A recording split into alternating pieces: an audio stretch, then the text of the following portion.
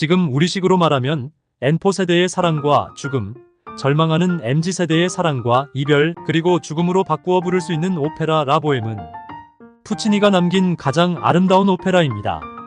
푸치니는 베르디 이후 이탈리아의 최고 오페라 작곡가로 평가를 받습니다. 그는 토스카나 주 루카에서 태어나 그곳 음악학교에서 공부했고 이후 밀라노 음악원에 입학해 폰키엘리 밑에서 공부했습니다. 17살 때 베르디의 오페라 아이다 공연을 보고 감동을 받아 푸치니는 오페라 작곡가가 되길 결심했습니다. 이후 그 결심대로 오페라를 공부하여 1893년 오페라 마농 레스코로 푸치니는 베르디를 계승할 이탈리아 작곡가라는 극찬을 받았고 국제적 명성까지 얻었습니다. 이어 1896년 라보엠, 1900년 토스카, 1904년 나비 부인을 초연해 대성공을 이뤘습니다. 푸치니의 오페라는 19세기 후반 이탈리아 문학에서 시작된 베리스모 양식에 기반을 두어 주로 일상생활에서 일어나는 사건들을 다루었습니다. 하지만 이후에 쓴 오페라가 성공을 거두지 못해 중국의 전설을 바탕으로 역작 투란도트를 작곡하려고 하였으나 불행하게도 이전에 당한 교통사고 후유증과 암이 겹쳐 오페라를 완성하지 못하고 세상을 떠나고 말았습니다.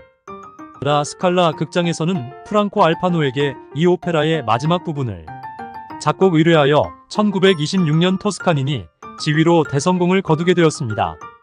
푸치니의 3대 오페라로 불리는 라보엠, 토스카, 나비 부인이 자주 연주되는 편인데 라보엠은 말 그대로 보헤미안들, 곧 사회 관습에 구속되지 않고 방랑하며 자유분방한 생활을 하는 사람들이라는 뜻입니다.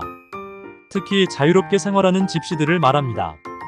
오페라에는 시인 로돌포와 화가 마르첼로, 음악가 쇼나르와 철학자 콜리네 등 4명의 보헤미안이 등장하여 이야기를 풀어나갑니다. 대략의 줄거리는 이렇습니다. 크리스마스 이브에 시인 로돌프의 추운 다락방에 촛불을 빌리러 온 이웃집 여인 미미가 등장합니다. 첫눈에 반한 이들의 사랑은 점차 무르익어가고 함께 살지만 가난으로 인한 삶의 고통과 미미의 병이 악화되어 드디어 두 사람은 헤어집니다. 로돌프는 미미를 사랑하지만 나의 가난이 그녀를 시들게 하고 사랑만으로는 그녀를 살릴 수 없다 라고 생각하며 미미를 놓아줍니다. 또한 연인이었던 화가 마르첼로와 파리 라틴 구역의 히로인인 무제타도 이별합니다. 라틴 구역은 프랑스어로 카르티에 라탱이라는 말로 그 유래는 중세까지 거슬러 올라갑니다. 1150년 이 구역에 파리 대학이 설립되어 18세기까지 이 대학에서는 프랑스어와 라틴어로 수업이 이루어졌습니다. 자연스럽게 라틴어를 쓰는 동네가 되어 라틴 지구가 되었습니다. 따라서 이곳에는 파리의 대학과 도서관, 서점 등이 모이는 학술 장소로 진화해 왔습니다. 보헤미안들이 살기에는 적합한 곳입니다. 지금도 강 왼쪽에는 생각, 강 오른쪽에는 낭비 라는 표현이 있을 정도로 센 강을 경계로 배움의 장소와 놀이 장소가 선명하게 구별되고 있습니다. 무제타는 강 오른쪽을 열망하여 비록 마르첼로를 사랑하지만 떠납니다. 이렇게 추운 겨울날 로돌포와 미미, 마르첼로와 무제타의 사랑은 끝을 맺습니다. 마지막 사막에서 로돌포는 자신의 다락방에서 다시 시를 쓰며 마르첼로는 그 옆에서 그림을 그립니다. 로돌포와 마르첼로는 서로 각자의 헤어진 애인들을 거리에서 보았고 잘 지내는 것 같다면서 서로의 신경을 자극합니다. 그러나 이내 그들의 내면은 각자의 연인을 갈구함을 노래합니다. 다시 일상으로 돌아온 듯 4명의 보헤미안들은 가난을 풍자하며 해악으로 즐기며 춥고 배고픈 다락방에서 함께 놉니다. 그때 뜻하지 않은 손님이 방문합니다. 미미가 다락방으로 찾아온 것입니다. 그리고 로돌프의 품에서 바다처럼 큰 말인 마지막 말을 로돌프에게 전합니다. 당신은 내 사랑이고 내 일생이에요. 이렇게 사랑하던 제비가 다시 돌아왔으나 이내 숨을 거둡니다. 그리고 오페라의 막이 내립니다. 이 오페라의 주요 아리아는 제일 막 다락방의 추위 속에서 로돌포가 미미의 손을 잡고 부르는 그대의 찬 손과 이어 부르는 미미의 내 이름은 미미가 유명합니다. 아름다운 사랑이 시작되는 첫 순간을 잘 노래합니다. 먼저 그대의 찬 손 가사를 볼까요? 그대의 차디찬 손 따뜻하게 합시다. 달이 밝은 밤이요. 밝은 달빛은 이같이 가까워지네. 잠깐만 기다리요. 간단히 말하리다. 누군가 무엇하며 어떻게 사나 보시오. 나는 시인이요. 그저 가난하나 기쁘게 부자같이 지내요. 시와 사랑의 노래, 꿈과 이상의 나라, 아름다운 낙원, 마음 많은 백만장자.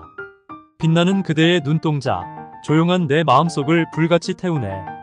사랑스러운 눈은 지나간 나의 꿈과 나의 애타는 마음을 어지럽게 해도 난 모르고 있다네. 아마 귀여운 사랑의 싹이 트인 까닭이요. 내 말을 들었으니 이번엔 당신이 누구신지 말아오. 말하여 주시오. 다음은 내 이름은 미미의 가사입니다. 네, 제 이름은 미미입니다. 사람들은 저를 보고 미미라고 부릅니다만 진짜 이름은 루치아예요. 제가 드릴 말씀은 그리 길지 않습니다. 저는 집안과 밖에서 명주나 주단에 술을 놓으며 살아가고 있습니다. 조용하고 행복한 삶입니다. 지금까지 수없는 백합과 장미를 만들어 왔습니다. 저는 그 모든 것을 좋아합니다. 이들은 교묘한 마력을 지니고 있습니다. 사랑과 봄을 말하고 꿈과 환상을 이야기합니다. 그것을 시라고 부릅니다. 제 말 뜻을 아시겠어요? 로돌포가 네라고 대답한다. 사람들은 저를 미미라고 부릅니다만 저는 그 까닭은 모릅니다. 언제나 혼자 살며 밥도 혼자 먹습니다. 교회에는 자주 가지 못하지만 기도하기를 좋아합니다. 조그맣고 하얀 방에서 말이죠. 지붕 위로는 하늘밖에 보이지 않지만 봄이 올 때면 햇빛이 맨 먼저 저를 비춥니다. 4월이 제게 먼저 첫 입맞춤을 합니다. 꽃병의 꽃봉오리, 꽃잎 하나하나의 향기를 맡습니다. 너무도 달콤한 그 꽃향기. 허나 제가 만드는 꽃에는 향기가 없습니다. 더 무슨 말씀을 드릴까요? 저는 이런 바쁜 시간에 당신을 방해나 하고 있는 이유시군요. 개인적으로는 사막의 안녕, 낡은 외투여가 가사와 함께 가장 인상 깊었습니다. 철학을 공부하는 콜리네가 자신의 외투를 팔아 미미를 도우려고 외투와 이별하는 장면입니다. 들어라. 누더기 옷이여. 나를 떠나 너는 전당포로 가야 하네. 내 감사를 받으라. 넌 권력과 돈 앞에서 허리를 굽히지 않았네. 위대한 인물들이 안식처와 같이 내 안에서 쉬었으나 기쁜 시절은 다 지나가고 너에게 작별의 인사를 해야겠네. 사실 오페라 공연은 관람하기 전에 미리 줄거리를 파악하거나 주요 아리아를 챙겨보는 것이 감상하는데 훨씬 도움이 됩니다. 젊은 보헤미안들이 사랑했으나 가난하여 이별하고 그럼에도 다시 만났으나 영원히 헤어질 수밖에 없는 아픔을 잘 보여주었습니다. 서두에 말씀드렸지만 우리식으로 말하면 N포 세대의 사랑과 죽음, 절망하는 MZ세대의 사랑과 이별 그리고 죽음을 보며 떨어진 낙엽과 더불어 아픈 가슴을 도려냅니다. 이제 젊은이들이 우리 사랑하게 해주세요. 라는 절규로 절망 가운데 사는 것이 아니라 아름다운 사랑을 할 수 있는 세상을 만들어야 할 것입니다. 아가서의 사랑 노래가 울려 퍼져야 할 것입니다. 라 보엠의 오페라는 바로 그 서막을 울리는 노래입니다. 놀라운 사랑 노래입니다.